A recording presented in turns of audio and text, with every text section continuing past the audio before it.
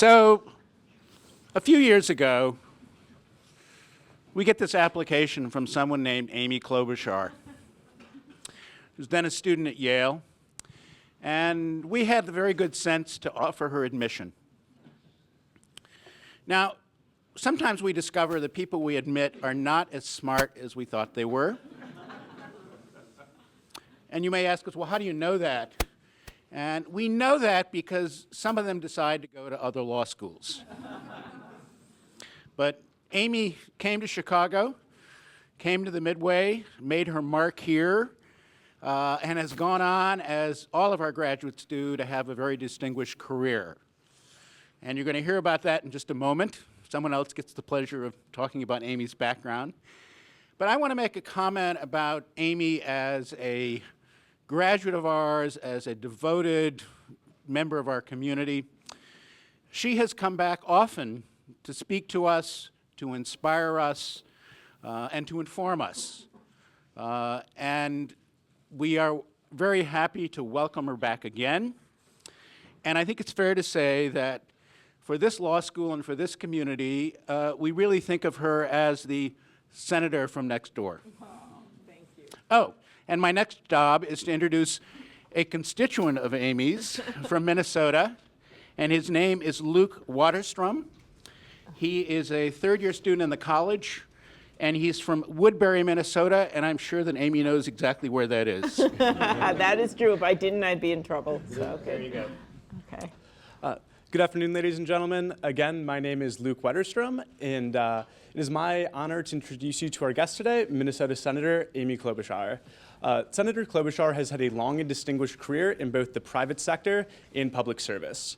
In 1998, she won her first elected campaign and became the county attorney for Hennepin County, which encompasses Minneapolis and is the largest county in Minnesota. Then, in 2006, Senator Klobuchar ran for and won a seat in the United States Senate, becoming the first ever woman from Minnesota to do so. In the Senate, Senator Klobuchar has been recognized for her leadership on issues related to consumer protection, economic competitiveness, and agriculture. In a time when Congress has been riddled with partisan gridlock, Senator Klobuchar has a well-earned reputation for her ability to reach across the aisle and pass bipartisan legislation on a range of issues. In 2012, Senator Klobuchar was reelected with a margin not seen in generations of Minnesota politics and was subsequently named chairwoman of the Democratic Steering and Outreach Committee. She will be joined this afternoon by her former professor from her time here at the law school, Jeff Stone, the Edward H. Levy Distinguished Service Professor. Evidence. Horses. Okay. Oh, yeah. I actually went back and looked. Prior to coming to the University of Chicago, Professor Stone served as a law clerk to Supreme Court Justice William Brennan and has also served on President Obama's review group on intelligence and communication technologies and chaired the University of Chicago's Committee on Freedom of Expression. This afternoon, Senator Klobuchar and Professor Stone will discuss her work in the Senate, as well as her recent memoir, The Senator Next Door, which chronicles her life in public service and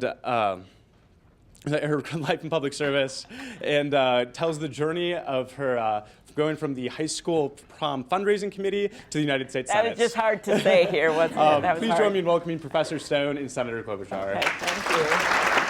Thank you.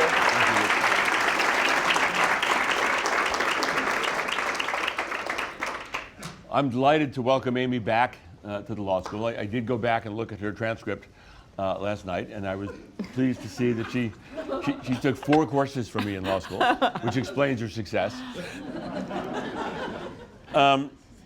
And part of what precipitates this event is not just that it's always great to have Amy back, but also the publication of her autobiography, The Senator Next Door, which I have read twice now, and I highly recommend. Oh, wow. Just to let you know that after this event, the Senator will be available to sell you copies of the book and more importantly, to sign copies of the book if you like her autograph. So let me begin, Amy, by just asking, why did you write the book? Well, first of all, I just do want to thank you for having me back. And I wanted to tell all the students here that one of my greatest moments in the Senate was having you as a witness, after having been on that side of the room and having been asked questions. The roles were reversed, and I had this just inkling that I wanted to ask about some obscure case and what the theory was, but I didn't do it. I've also had the privilege of having a lot of really good friends, which I'm sure you do too, from law school, that really have helped me throughout my career. Tim O'Malley, who went on to head our Bureau of Criminal Apprehension, was in my class here and helped me throughout my campaigns. Was an incredible guy. I also, and his brother actually was the Cook County attorney way back, a Republican. And then Jim Comey was in our class as well, who's now the head of the FBI, which is always nice to know, the head of the FBI. I actually, when Comey was testifying for his confirmation hearing, I noted that our professors back when we were in law school, class of '85, not to date myself, they would call us. We brought back the law school musical. It hadn't been there for a while. And we always would have a lot of attendance at the happy hours and things like this. The mess, is that what we call it here? Yeah, exactly, the wine mess. And so they started to call us the happy class. And I thought, oh, this is so great. We're such, friendly group. And then finally someone told us that was because they didn't think we were going to produce many Supreme Court clerks. Okay? So I actually told that story when Jim Comey was before our committee and said, I hope they're all watching us now. In any case, I wrote this book in part because of that's my experience in life, including law school. I thought it was really important for, number one, people to understand that you can come from a regular background. I went to a big public high school, grew up in a sort of normal street, and had a somewhat normal life, somewhat I'll say. My dad was a newspaper reporter and a sports writer. So I also grew up on the Vikings. Let's not get into the Bears-Vikings rivalry.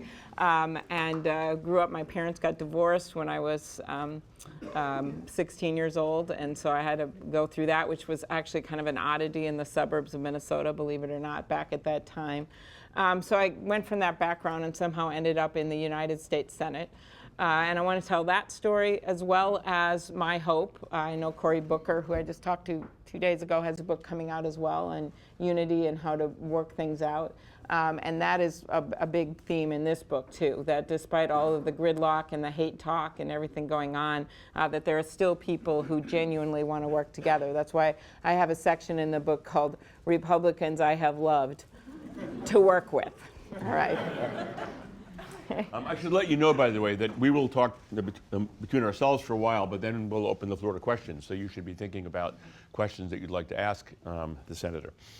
So what was your experience like in law school? Did you love law school? I just loved it. Every moment of it, and every professor I had. No, I actually did like law school. For me, I didn't have any lawyers in my family. As I said, my mom was a teacher, a second grade teacher. My dad, a newspaper guy. And so we literally had my grandpa didn't even graduate from high school. He was an iron ore miner.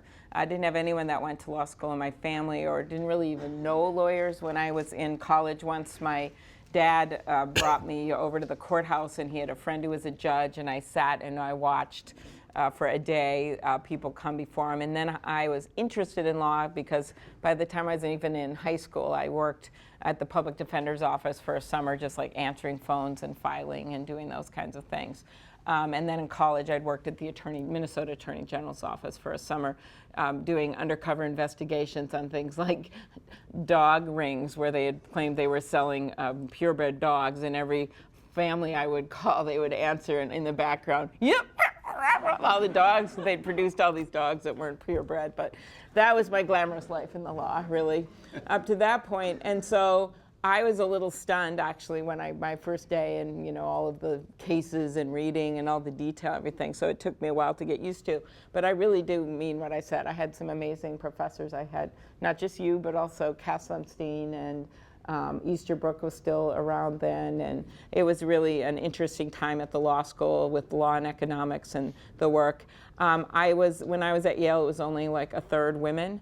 And so it was really at Chicago Law School where I sort of got put under fire to speak in class and raise my hand. And I have a funny story in here that I wanted, okay, I won't read it, I'll tell it.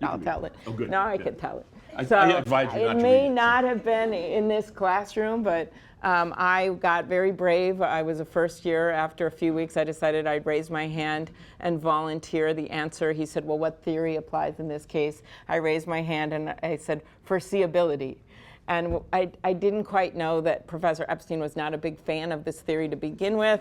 And he went on to write some kind of law review article about its use in contract cases, why I didn't like it. So he starts prancing around, like up and down, and saying my name with a French accent. And he's like, Miss Klobuchar, like that. Foreseeability, you think? And he ended the whole tirade by laying down in front of the class on this, I think, very table or one like it, and went like, laid down on law school class, foreseeability. And it went on for like 5 minutes. So when I was writing the book, whenever I go to the reunions, people recall this incident. So there was absolutely no doubt my memory was wrong. But I was so careful with this book, as you know, I called him about a few things. I called Professor Epstein and to see if he recalled this monumental moment, which of course he didn't. But he said, what I loved is that he gave me the license to use it. He said, believe me, I'm sure it happened. So I'm like, okay, good. So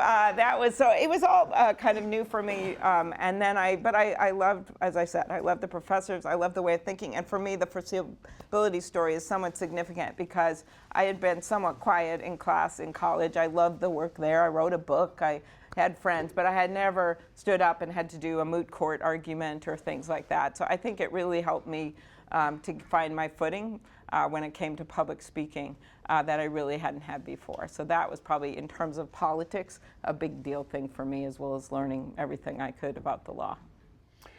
When you were a student, did you know that you were interested in a career in politics? I was somewhat interested after my, thank you for that nice introduction. My high school prom, my first experience was, in fact, raising money for the high school prom, and I came up with the idea of buying Lifesaver lollipops for a penny a piece from the local dime store and upping the price. See, law and economics. And we raised a lot of money, and I was on the student council. And then after that, I helped on campaigns. I worked for Walter Mondale when he was vice president, and I started in law school.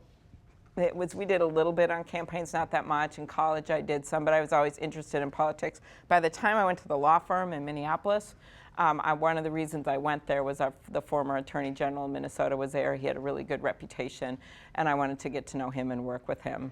And then later, Walter Mondale came there. So we were just talking with a group of women students. I was in the private sector for 14 years. I had a lot of loans, and I was interested in the private sector, and I liked it. And so what I did was, while I was still interested in politics, I kept doing that on the side, basically, running campaigns and doing things until I decided to run for the DA, the county attorney. And I think it helped Chicago. The other thing that really was helpful for me is I'd been at Yale, which tends to have more of a reputation, not completely, of being a more liberal place and a democratic place. And then I came here. And at the time when I was here, there were a lot of conservative professors. Don't point to me when you say that. Well, there were. And I remember Nelson Lund, who I also called to check out if this was true. Every day he would wear an NRA belt buckle, and he said it was true that he did. And I took classes from a number of conservative professors. And I just think that was really good to challenge your views, to get to know people with different political views that I think really has helped me when you talk about this bipartisanship. Mike Lee is a good friend of mine in the Senate. And he's Ted Cruz's best friend, supposedly. But we do the antitrust subcommittee together, and he's very smart, and we have done everything together, decided the hearings, done the letters together, taken positions on different mergers together and what we think the conditions should be. And I don't think all of that would have happened if I hadn't gone to University of Chicago Law School. What advice would you give college students or law students who contemplate a career in politics? I mean, how should they think about getting from where they are today to some place in the future? Mm-hmm. Well, I think the first thing is some people decide they just want to go into government. And I will tell you, we need good people in government. I love when law students decide to come work for me or come intern for a while or spend a few years with us. I think it's really important. So I wouldn't discount that. You can get some incredible responsibility on the Hill or in the Justice Department. So that's one way. The second way is what I did. I decided I wanted to go back home, and I didn't immediately want to go to a government agency. And I also was really interested in business. I represented some of our top businesses in Minnesota, so I went to the private sector, and then at the same time worked for different candidates, worked on the presidential campaign. I remember when John Kerry I didn't really put this in the book, he was running for president, and I was supporting him, and I wanted to start getting around the state because I was in the metro area, and I had a woman who was volunteering with me, and we would literally call the Democratic districts around the state and saying, do you need anyone to speak for the John Kerry campaign? There was no John Kerry campaign in Minnesota except us. And so I would just go, and sometimes they would call, they go, oh, do you, can you bring some bumper stickers? We'd say, well, we don't really have any right now. And so the point of that story was the whole time I was actually, involved. By that time, I was actually in the county attorney's office, but the whole time I was involved in politics while I was doing these jobs, including the county attorney job, which isn't even, I was a Democrat, endorsed by my party, but on the ballot it is a nonpartisan. So that job was actually fairly nonpartisan as well, and I just kept doing the politics on the side. And again, another recommendation is I picked a firm. It was a big firm, but Warren Spanis was there, and then later Walter Mondale, and they were real mentors to me throughout the time I was in politics, to the point where when I was county attorney, I was thinking of running for attorney general, and Walter Mondale, and I'm in the DA's office, calls me over to meet with him and says, don't announce yet. I go, what do you mean don't announce yet? I said, I'm not going to announce for 6 months anyway. He said, just don't announce. Just don't announce. And he never said why. And 2 weeks later, Mark Dayton announced that he wasn't running for Senate. And Mark Dayton doesn't know why Walter Mondale, but he appeared to. And so I then decided to run for U.S. Senate, and the rest is history. So all of that private sector. Last thing I'd say, when I moved with some of my clients because there was a conflict, I was a partner at Dorsey, and I moved to another firm called Gray Plant Moody. That was actually a Republican firm. The former chair was known that way in town. The former chair of the Republican Party, John Moody, was really the remaining partner there. And he was wonderful to me. He supported me in my race for county attorney. He later sold Dairy Queen, which he had sort of started as a group of franchisees, to Warren Buffett, as you know. That's why Warren Buffett always serves dilly bars, right? And it was one of the firm's biggest client, in addition to my client that I'd brought over from Dorsey, MCI.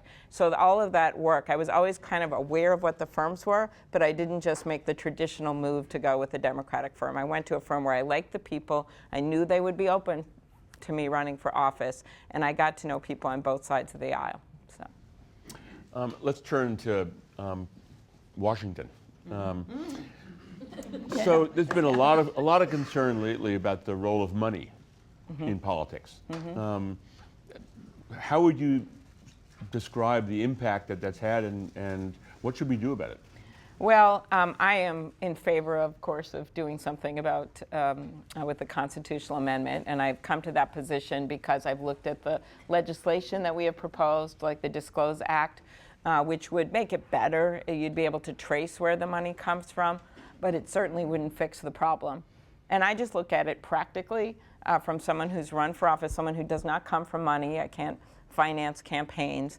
And I started out by just calling people for money, right? And it's really not that much fun, I can tell you. People are super nice. You start to realize that people don't have as much money tend to give you money if they believe in what you're doing.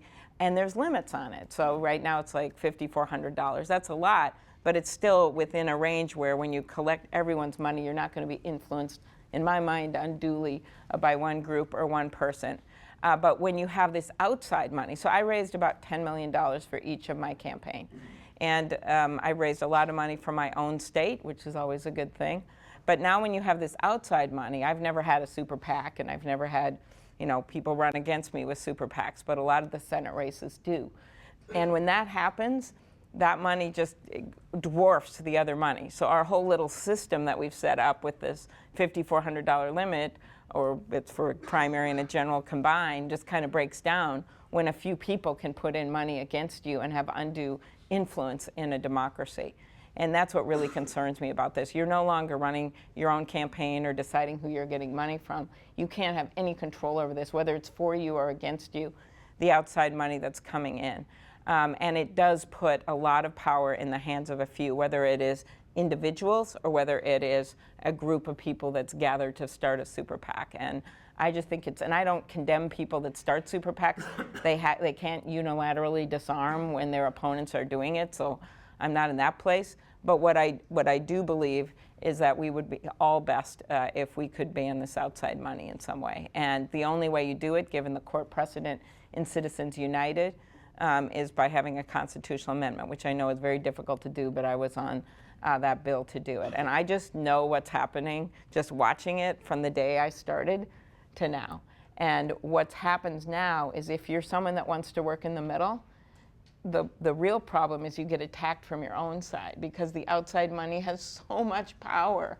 And so you're surprised after the tragic death and sudden death of Justice Scalia that within a few hours the words were coming out, no, we shouldn't have a hearing at all. Well, there's just not any kind of movement to say, well, let's see if we can find someone we can confirm for a justice that can get enough votes to get through. That's not the sentiment. The sentiment is, no, go to your own corners. Go to the corners of the room. And so, or on a myriad of issues where people just can't find a way to go in the middle. And that really, really bothers me because I think it was Walter Isaacson in his book about Benjamin Franklin, he said that compromisers may not make the best heroes, but they make good democracies. I'm paraphrasing it. And you really need people who are willing to deviate sometimes, and it can be in very small ways, but it still makes a difference to let bills go through. And if groups from the outside are controlling things so much, you lose that ability to reach a middle ground in the democracy. So things that would be helpful, obviously changing that. Secondly, with media trying to promote more people going on together to talk about things they're working on together. I know that sounds Pollyanna, but at least it creates a different kind of atmosphere where there is advantages to working together and people see that as a positive. So those are some other things. And then there's things within the Hill you've all talked about, people that are friends. There are a lot of people that are friends across the aisle. It's not just me. I talk about it in this book. And so I'm not sure that's important. We got to keep that up. But boy, if you could do something to stop the polarizing forces of the outside money, I think it would make a big difference for the democracy. So one interesting question is Congress had enacted a range of laws in the past that were designed to regulate the use of money, and the Supreme Court struck them down. Mm-hmm. But the assumption of a constitutional amendment is that if that changed, the Congress would then reenact the legislation. Oh, and you're saying they wouldn't reenact it anyway because they're gridlocked? Yes.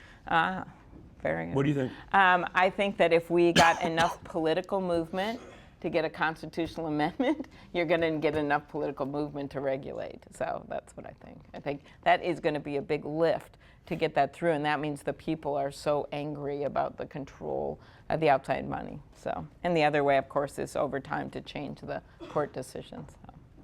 So isn't it more likely to bring about that change by overruling Citizens United? I mean, yes, in an ideal world, that would be easier. So that brings us to the question of Justice Scalia and his passing and the situation that emerges. So one thing I guess I'd be curious about is, what was your view of Justice Scalia? Well, I think first of all, I didn't know him that well. I remember being at some dinners with him, one at the Swiss embassy that was very memorable. And I was able to see what you knew from having worked with him, and Professor Stone wrote a beautiful piece about Justice Scalia, about how they didn't agree about much, in fact, about anything almost, but yet how much he admired him. And Professor Sunstein also wrote a piece explaining how when Scalia was appointed judge, right around the time I was at the law school, actually, that he had left all his notes from his cases to Cass, for him to have, and just sort of the mentor role he played to people. And certainly I saw that in Washington, whether it was my one night at a small dinner party or whether it was the stories I heard from Justice Kagan, who would go hunting with him routinely, or Ruth Bader Ginsburg's stories of their love of opera. And he just added some life. I think one of them said that things are grayer now, that he was someone that loved his job. And it's always more fun to do your job, whether or not you agree with someone, if you have someone that loves the institution that you work in, whatever it is, in this case, the Supreme Court, loves the law, and is able to kind of separate out their different views of the work that they do from the people that they work with. And I think that's what he stood for, as well as having a good sense of humor and being a beautiful writer, which I highly value. Not that I'm a writer like him, but I highly value people that like to write and care about that. So I think that's what he stood for in a bigger sense, more than just getting into all the individual cases.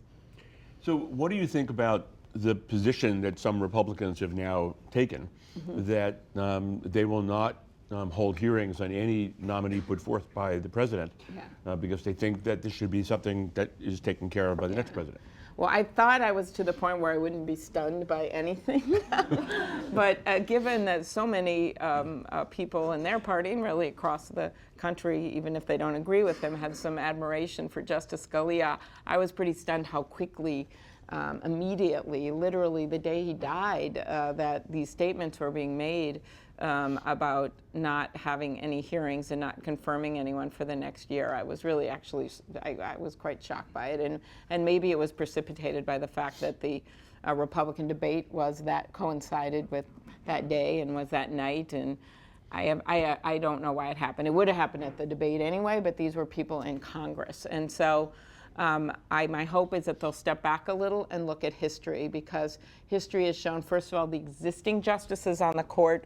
I think the longest one was Thomas, 99 days from the time he was nominated to the time that he was confirmed. So if you look at the recent history of the justices, and including with mixed with a Republican president and a Democratic Senate, or when you had a close numbers with the Senate, they were confirmed within that kind of time period. The average was, 57, 67 days, something like that. And then you go back through history, and the SCOTUS blog has something on this.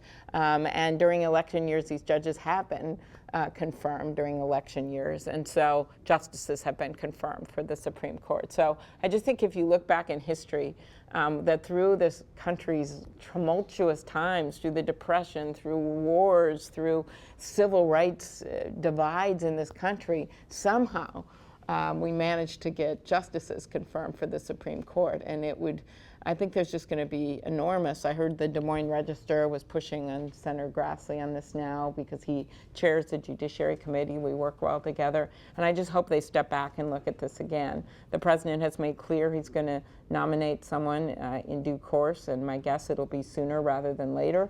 And the way I looked at it, if this was a normal political process here, the president would be nominating someone in, say, a few weeks or a month, and then you could have this done. I'll pick this patriotic holiday, the 4th of July, because when you look at the time period, that's about the right time period for when these other people have been confirmed. So I just hope that they're going to take a second look at this, that there's going to be a lot of pressure from the public, because we just shouldn't leave this court with all these important cases pending at 4-4. They're not 4-4 all the time. If the situation had been reversed, do you think Democrats would have responded differently? I thought of that. That's one of my things I try to do in Washington all the time. I wish everyone did, but I do go, okay, well, let me put myself in their shoes. And I have always admired people like Lindsey Graham during the Sotomayor and Kagan hearings. I was, by the way, involved in both confirmations. He said, look, I'm best friends with John McCain. If he'd been president, he wouldn't have nominated these two people. But my job is to look at whether or not they're qualified to serve on the highest court of the land. And I believe they're qualified. And he voted for them, and he got a lot of grief from the right for doing that. And so when you look at that kind of sentiment, my hope is that they will, do a reset here, and that there will be some voices that will say we need to look at this and move ahead and have a confirmation hearing, because there have been people in the past that took different views on this issue. So, what was it exactly that you'd asked? No, you answered. Okay. So one name that's been floated occasionally, and even by me, for the Supreme Court is you. Oh. And you have many virtues that make that attractive. And I have to say, when About going to University of Chicago that's Law one of them. School. Yeah. But when both the what came to be the Sotomayor and Kagan nominations were made, I actually had written pieces suggesting Amy is one of the possible candidates. And in this particular instance, there's a special political virtue, given that you're a member of the Senate, which makes it a little bit more difficult for the Republicans to turn you down. So what do you think? Well, we did plan to do this months ago, this day. So no, I love my job now. I've told you this before. And in a time of this tremendous polarization in politics and this sort of push and pull and almost a near people, in my mind, coming close to trying to destroy democracy, I think it's important to have people that are willing to stick with it and stay there for now. And that's my plan. I will say that I think there's a lot of work we have to do still in the Senate that's really important, and that's important to me. And there's one more thing I'd add. There are a lot of people, including graduates of this law school, that would be wonderful Supreme Court justices, but there are not a lot of people on the Judiciary Committee. And in fact, I think that the role for many of us as basically foot soldiers in this quest to make sure that our democracy stays strong and our branches of government stay strong, is that we have to push this fact and make the case that we can't leave this position vacant for a year. And I don't know who can do it best except people that are on the Judiciary Committee. And I'd add one more thing to this that people might be stunned by. There are currently more women on the Supreme Court than on the United States Senate Judiciary Committee. Yet there's 20-some members of that Judiciary Committee.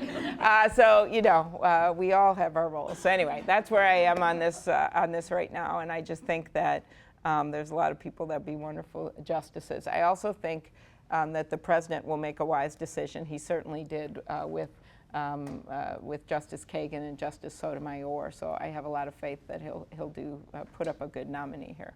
What advice would you give him in terms of?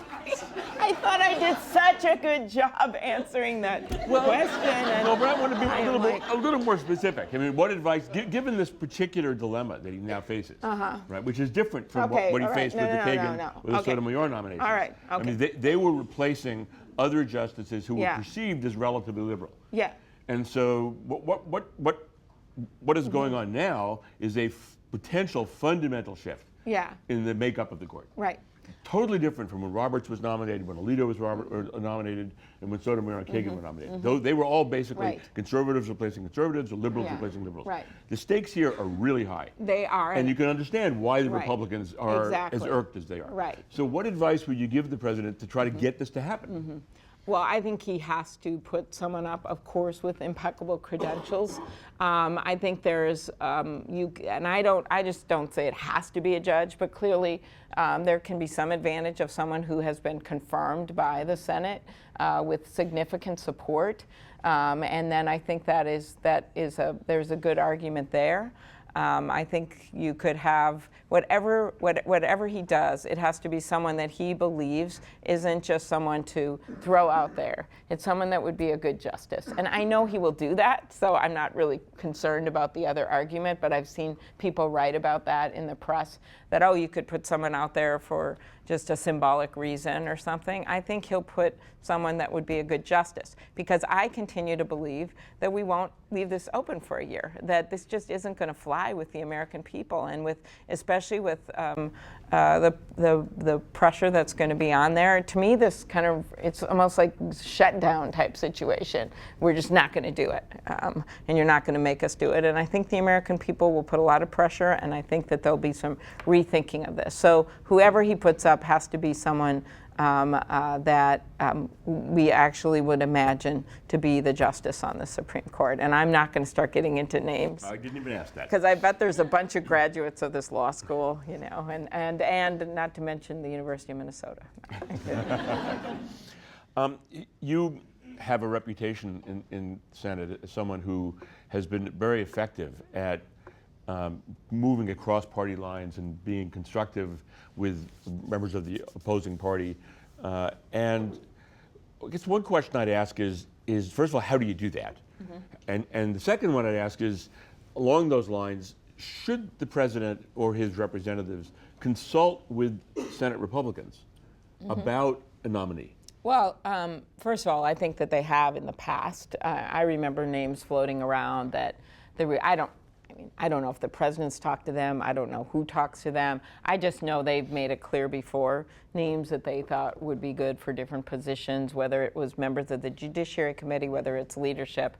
And I never remember if those were public or not. I just know that they would talk about it, who they thought could work, who they thought couldn't work, and those discussions have always been had. And for me, and one of the cases I make in the book here, is that there is still a lot of bipartisan work that goes on in Washington. And the way you find common ground, you can stand your ground on things that are really important, but then you look for common ground. And I've gotten to know people in the Senate through the prayer breakfast. I chaired the National Prayer Breakfast one year, and with Johnny Isaacson from Georgia. And this is a group that meets every week in the Senate. About over, I'd say, 50, 60 of the senators come to talk about their lives every few years. And what's said in there doesn't get out of there. A lot of times people don't talk about religion. They talk about something important in their lives, their family. And then about 25 senators go every single week. And it's just a way that I've gotten to know people. It's one way. The second way is the women senators. We're still a minority. There's 20 of us.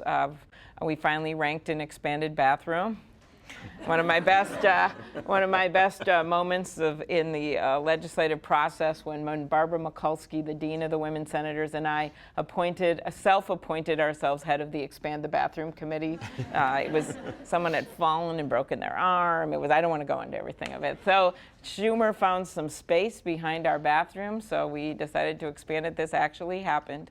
We had a meeting with the Senate architect, because it's a very historic building. Kind of like yours, not quite. So, okay, so we are at this long table with all these guys, so the Senate architects and Barbara and me on one side, and they give us the plan, and she looks at the number of stalls, and she says, "What do you think about this, Amy?" And I go, "This looks like it's a bathroom for the next decade."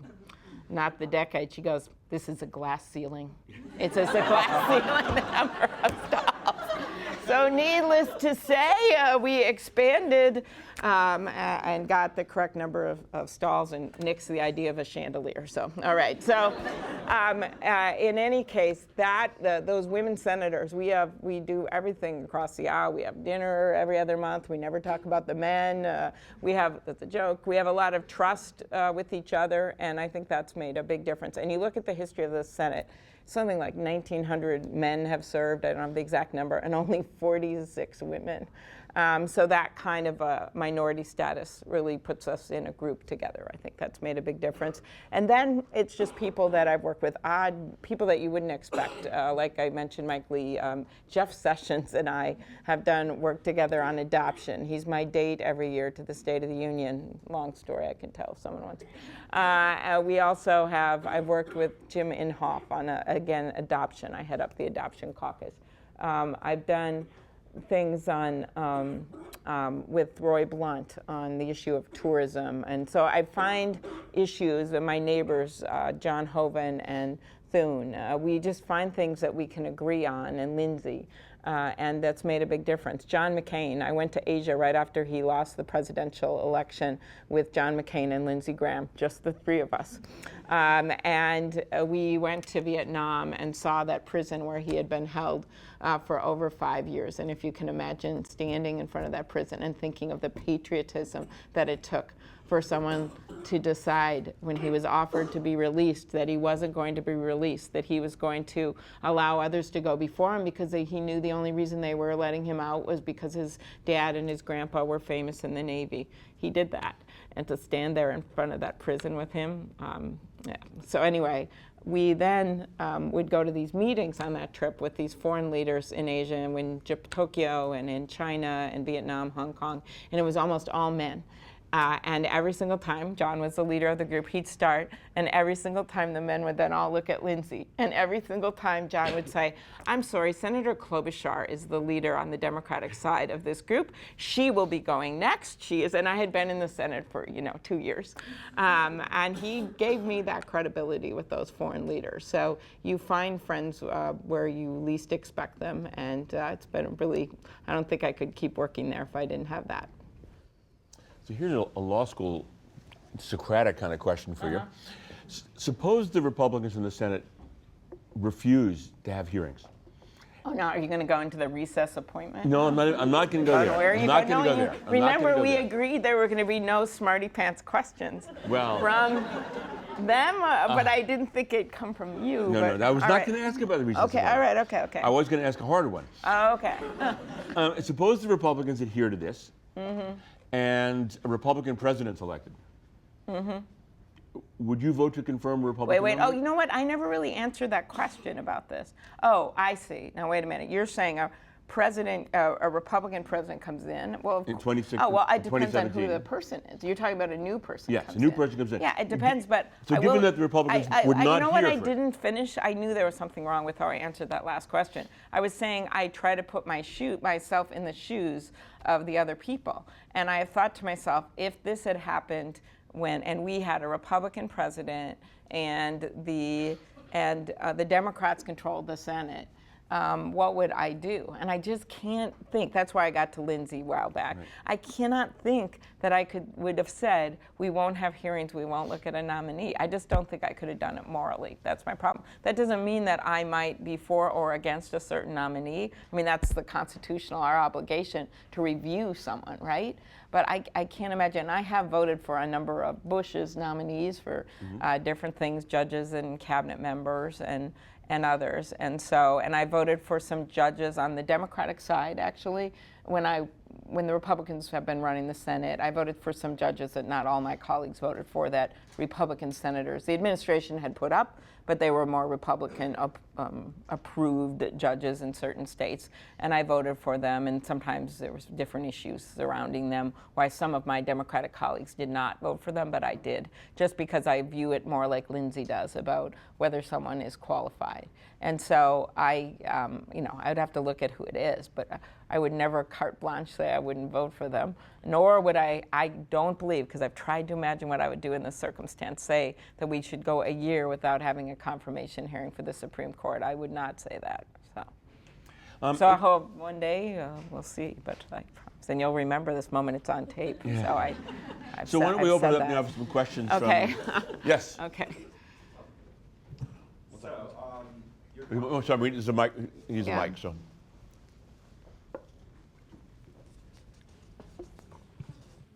Thank you. So your caucus leader, Senator Harry Reid, said that a brokered Democratic convention would be kind of fun. I think it was a few days ago.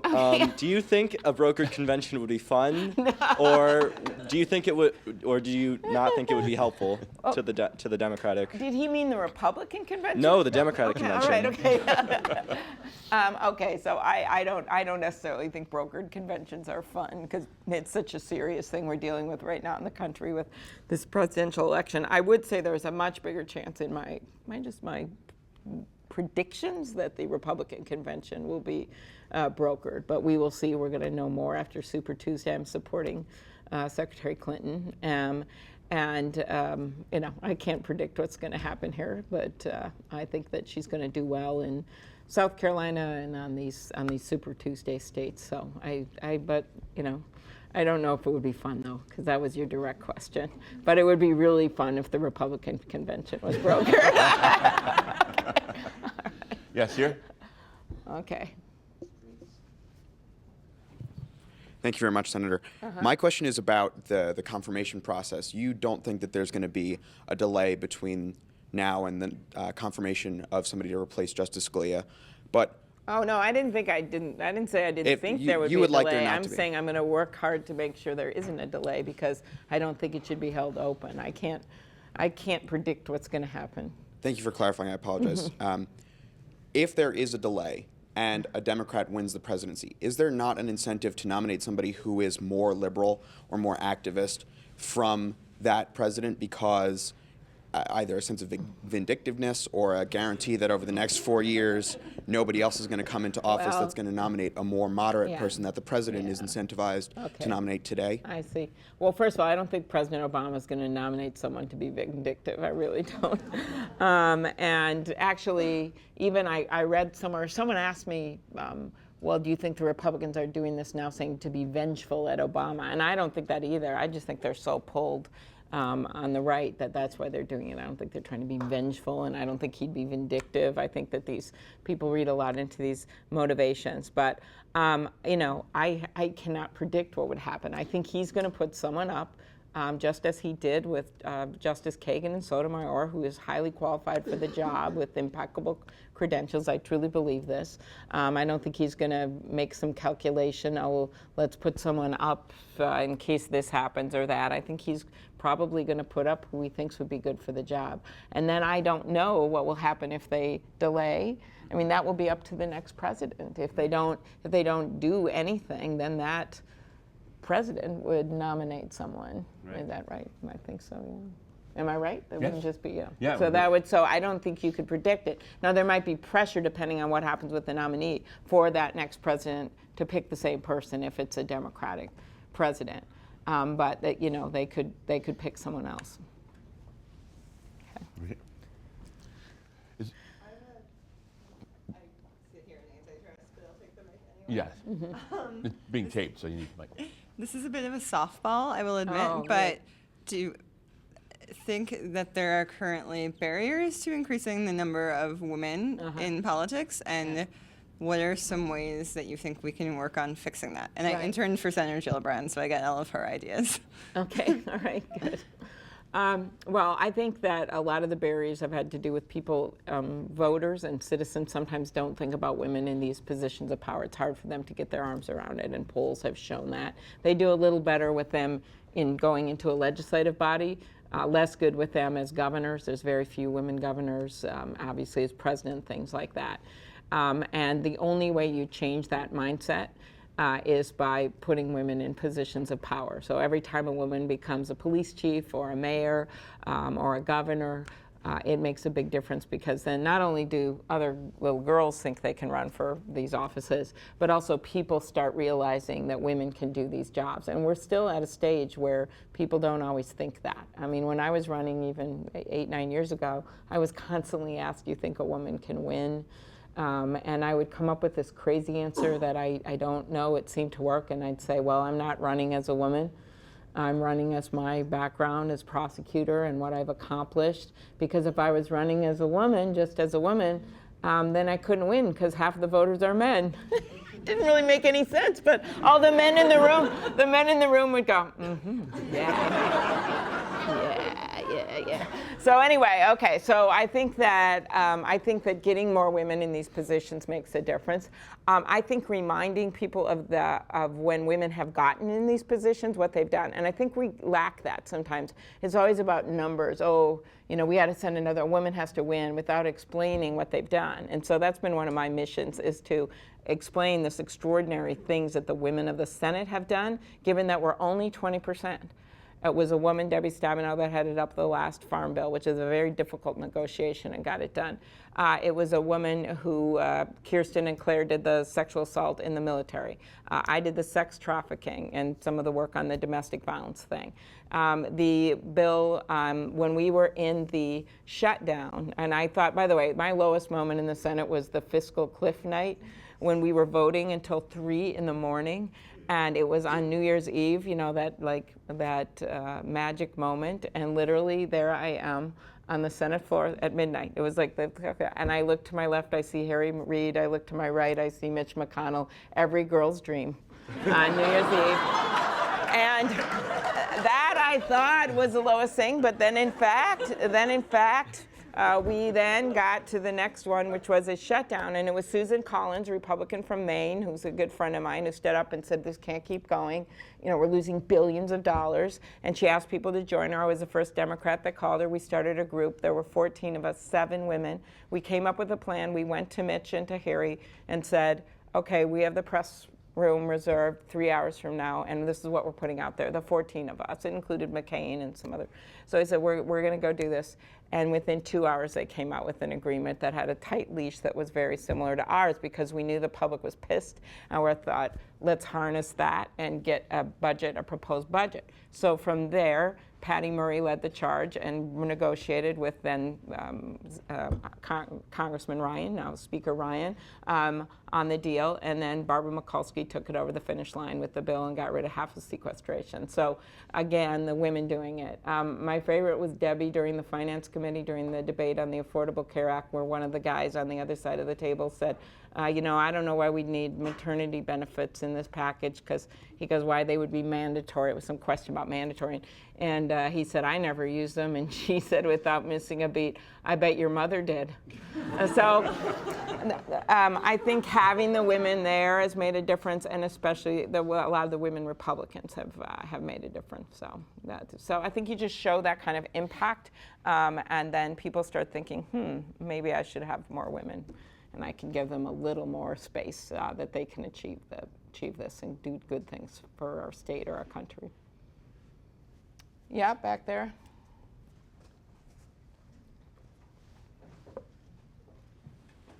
You want to call people? Oh, I forgot. No, Sorry. good. As far as me. Micromanaging the crowd now. Okay, no, you go. Always my dream of doing the class. So. Thank you for sharing your candid impressions on so many issues. When I worked for the Consortium of Minnesota State Colleges and Universities, many of our colleagues were Central American and Mexican Americans. In light of the recent push by the Department of Homeland Security to increase deportations of Central Americans, my question is, what advice would you give current law students who are interested in contributing to a just resolution to our multifaceted immigration problems, that a solution that would advance the national interest and be fair? That's good.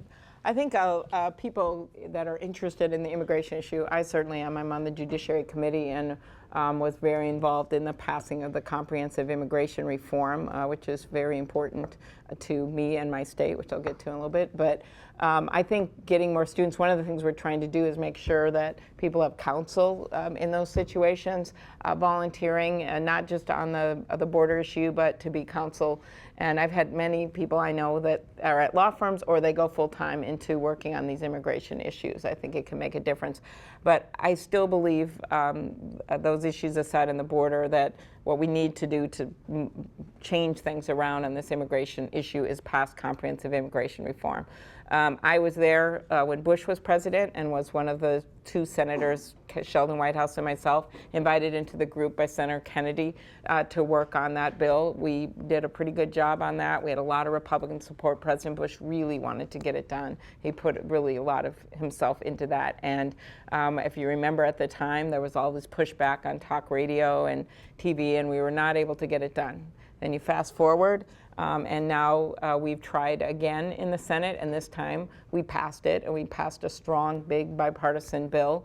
And for me, when I talk to some of my more conservative constituents about it, I really focus on, yes, there's of course the human rights, moral issues, but there's also a competitiveness issue for our country, that we are really cutting ourselves off if we don't continue the American tradition of building on talent from other nations. The Wild hockey team in Minnesota, maybe not, we won't talk about your team and everything in Chicago, but the Wild hockey team has unlimited visas to bring in players from Canada, okay? But yet a doctor from the Mayo Clinic can't bring in their spouse because of the rules on spouse employment, or 3M in Minnesota can't bring in an engineer.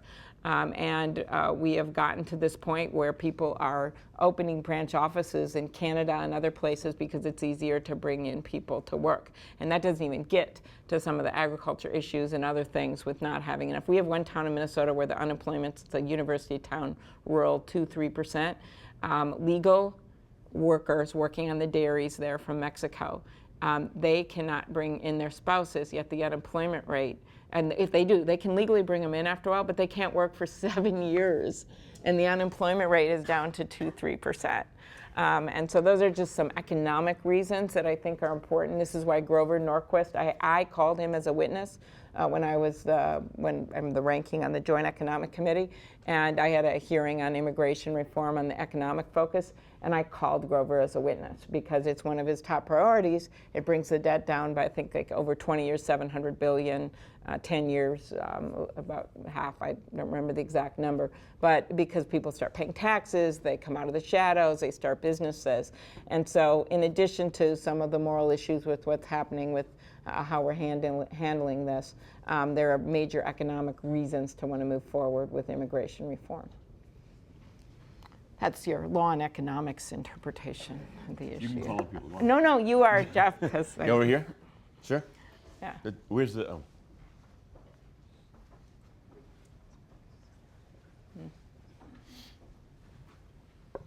First of all, I'd just like to say how impressed I am that you continue to be the funniest senator from Minnesota. Thank you. Given the stiff competition, for those of you who don't know. Yeah, Al thank Franken was you. on Saturday Yes, Night Live. Franken really liked that when the president said it.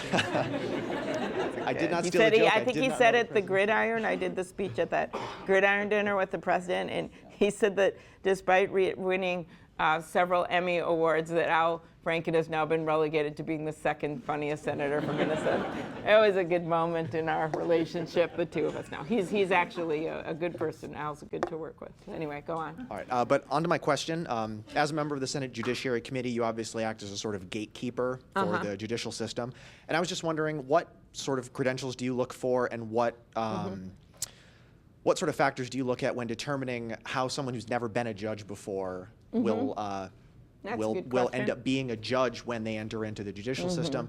Obviously, that's tends to be more of a factor when it comes to the district court level, but obviously with President Obama's nominee for the Seventh Circuit, Donald Schott from Wisconsin, and obviously in some cases on the Supreme Court as well with Elena Kagan, that does come into play at the higher levels as well. Right.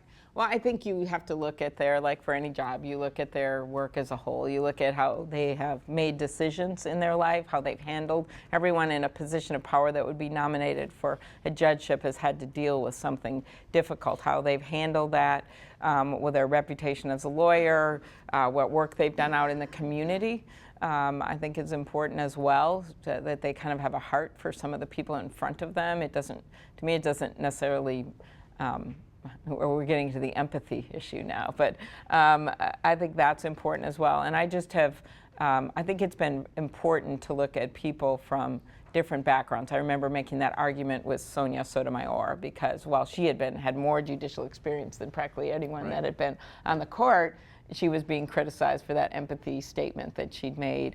And I remember talking about, like, on the Senate, how Sheldon, who was sitting right next to me, had grown up the kids of, diplomats and spent his, like, when we had our first meeting with Condoleezza Rice in the State Department, Casey and Tester and I were walking around like this, and Sheldon bounds in, my old stomping grounds, okay? So that you have people with different backgrounds, and that was one of my arguments for Sonia Sotomayor. You look at Sandra Day O'Connor and her background, and growing up on this ranch and driving a truck when she was 12 years old and things like that. So I think that is really important as well, and that's more of the judiciary as a whole as opposed to how you would maybe look at one individual person. Over here. Thank you very much for being here. I hope this thing is working for somebody. I'm assuming everybody knows about originalist interpretation of the Constitution. If you think in terms of the 5 major religions of the world, all their scriptures are long ago. Wouldn't we be in big trouble if we tried to interpret scriptures with an originalist point of view. Okay. Well, as we're talking about Scalia today, I mean, I clearly don't subscribe to some of that viewpoint, and I'm not going to get into mixing the religion, state and religion today, but I think that is an argument that you can make about that a very pure originalist theory of looking at the Constitution, that's not what you've done, a lot of people have done with religion. So. Here. Hi, I was just wondering, it seems like one of the themes of your book is to kind of encourage everyday people to run for elected office. Mm-hmm. And I was just kind of wondering if you thought that there were any kind of potential trade-offs in getting people who were potentially, I guess, like who didn't have a political background in an elected position, just because they might not necessarily be aware of certain political realities. I'm thinking most recently of like the Freedom Caucus members. So I'm just wondering what your take on that was. I just think it depends on the person. You know, you've had people that don't come from a political background and yet can get in there and do a really good job, and that has happened. And then you have people that have been in politics forever, and you have that. One of the things that, and it's not true down the line, but sometimes when people have been in the House, they get really partisan on the side, and they come over to the Senate, and that's one of the some commentators have argued that's been a bit of an issue. But what's changed since I've been there, since when Bush was president, and we had the immigration reform debate and some other things, this kind of extreme stop everything, sort of the Ted Cruz representation of that, which I think, and so to me, it doesn't really matter if someone's been in a background or not. It's the philosophy that they bring into government. So I did want to tell my little I beat Ted Cruz story, though, because it made my week last week. So we actually had 2 ambassadors up for Norway and Sweden that he had a hold on, and Mitch McConnell and Corker, they were all very helpful in trying to move it along because both were non-controversial, both had come through committee, 2 of our biggest allies. And so I finally decided the way I would get it done, because you have to be creative in these difficult times, is I just said, and I did for 6 days, I was going to go to the floor every single day, and most of the time ask for unanimous consent, which means that someone was going to have to come and object on his behalf while he was out running for president, which, people have a lot of stuff to do, and as the speeches got to be a half hour, an hour, then I brought Jean Shaheen. She said she was going to come to the floor every day, and then from New Hampshire, and Al came, and Ben Cardin, and it was just going to be a thing, and it wasn't going to stop. I do think now with Scalia's death, it would have been harder to keep pushing, but that's what I did. Well aware that Super Tuesday involved Minnesota and Wisconsin was coming up with their significant Scandinavian populations. And so there were a lot of editorials. If you Google it, you'll be surprised how much there was. But I was running out of facts about that Minnesota had the biggest fiberglass cod, and it was getting really, named Mr. Lou T. Fisk, you have so much you can say. But in fact, they're the 11th and 12th biggest investors in the United States of America. They just bought 22 more fighter planes from Lockheed that's located right in Texas. And so he had used, the reason was Iran, yet he had let 38 ambassadors through since that time. And then since he wrote a letter, and then he went to a naming of a street in front of the embassy in China after a dissident. And so we ended up having a voice vote on that, and I don't know what's going to happen to it, but we got the 2 ambassadors confirmed, and we had a major celebration at the Norway House in Minnesota on Saturday with a bunch of people in sweaters. So it was good. Well, we'll have to wrap it up. I have three things I have to do. First, Amy, we very much appreciate you being here. Because the law limits us from spending, I think, more than $4.